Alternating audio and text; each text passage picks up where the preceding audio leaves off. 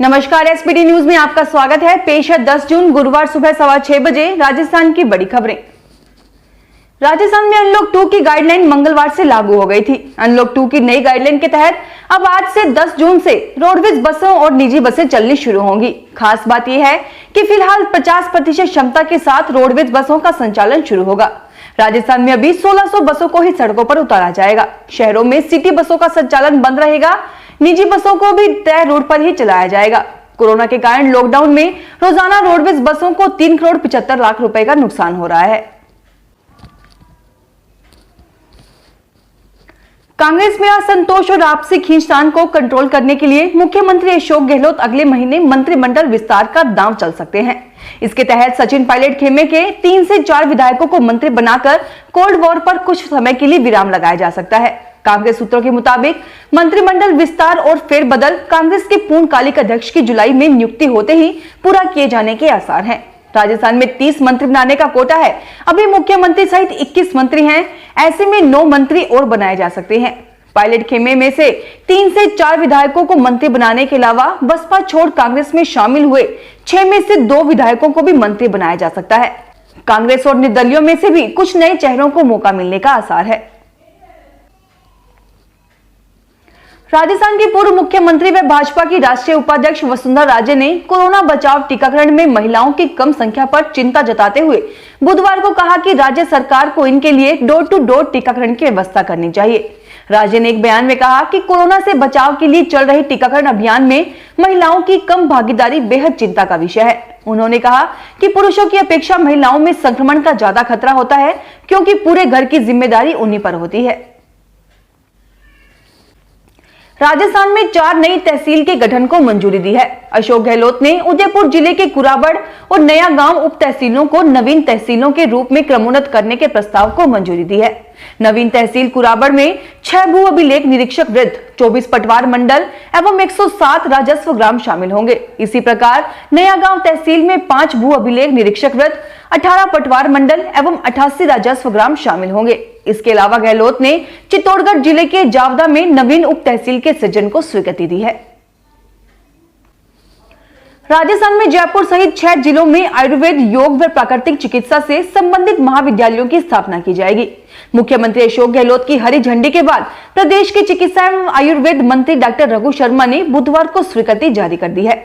Doctor Sharma ने कहा कि प्रदेश के जयपुर, कोटा, सीकर, बीकानेर व भरतपुर में राजकीय आयुर्वेद एवं योग व प्राकृतिक चिकित्सा एकीकृत महाविद्यालयों की स्थापना की जाएगी, जबकि उदयपुर में राजकीय योग एवं प्राकृतिक चिकित्सा महाविद्यालय की स्थापना की जाएगी। कोरोना महामारी के बीच केंद्र सरकार ने अपने कर्मचारियों को एक राहत दी है। कार्मिक विभाग ने एक आदेश जारी किया है, जिसके मुताबिक पेरेंट्स या परिवार में कोई डिपेंडेंट मेंबर कोरोना पॉजिटिव होता है या उसे अस्पताल में भर्ती करना पड़ा तो केंद्रीय कर्मचारी 15 दिन की स्पेशल कैजुअल लीव ले सकता है। आदेश के मुताबिक यदि कर्मचारी खुद कोरोना संक्रमित होता है तो उसे क्वारंटाइन या आइसोलेशन में रहना होगा। उसे अस्पताल में भर्ती कराने की नौबत आ सकती है। ऐसी स्थिति में केंद्रीय कर्मचारी 20 दिन तक की स्पेशल लीव ले सकता है। यह आदेश 25 मार्च 2020 से अगले आदेश तक लागू माना जाएगा।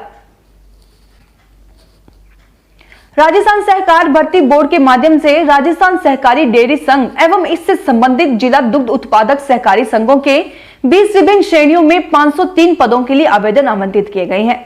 राज्य सरकार के निर्देशों के क्रम में EWUS वर्ग को आवेदन की छूट दी गई है। इसके लिए आवेदन की तिथि 11 जून से बढ़ाकर 25 जून तक कर दी गई है। पात्र अभ्यर्थी 25 जून 2021 तक आवेदन कर सकते हैं।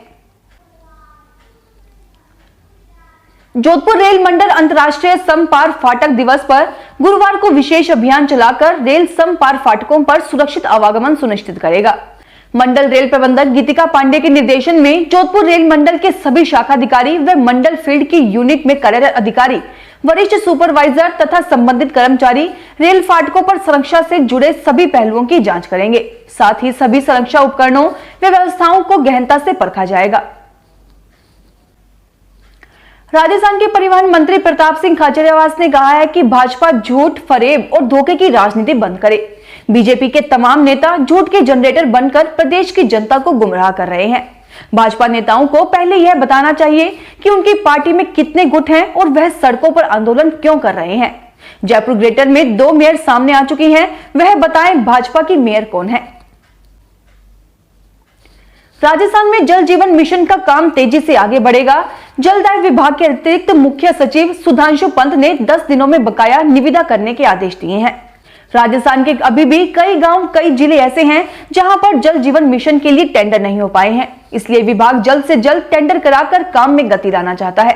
अतिरिक्त मुख्य सचिव सुधांशु पंत ने कहा कि इसके बाद कार्यादेश जारी कर सभी जिलों में निर्धारित लक्ष्यों के अनुरूप धरातल पर गांवों में हर घर नल कनेक्शन जारी करने के कार्य को गति दे। केंद्र सरकार ने कोविन पोर्टल पर एक नया फीचर जोड़ दिया है। इससे अगर वैक्सीन लगवाने वाले व्यक्ति के वैक्सीनेशन सर्टिफिकेट में किसी तरह की गलती हो गई है तो उसे कोविन पोर्टल के जरिए ठीक किया जा सकता है। इसके जरिए नाम, डेट ऑफ बर्थ या जेंडर से जुड़ी गलतियों को सुधारा जा सकेगा। केंद्रीय स्वास्थ्य मंत्रालय के एडिशनल सेक्रेटरी विकास शील ने बुधवार को यह जानकारी दी।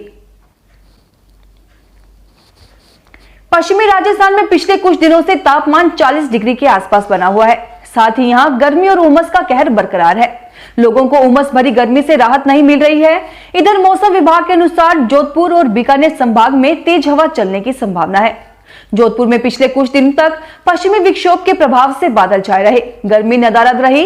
अब पश्चिमी विक्षोभ का असर समाप्त हो गया है, तापमान फिर से बढ़ने लगा है। वहीं पूर्वी राजस्थान में भरतपुर, धौलपुर, करौली, झुंझुनू, सीकर और पश्चिमी राजस्थान में चूरू, हनुमानगढ़, श्रीगंगानगर जिलों में लू चलने का पूर्वानुमान भी मौसम विभाग ने जताया है।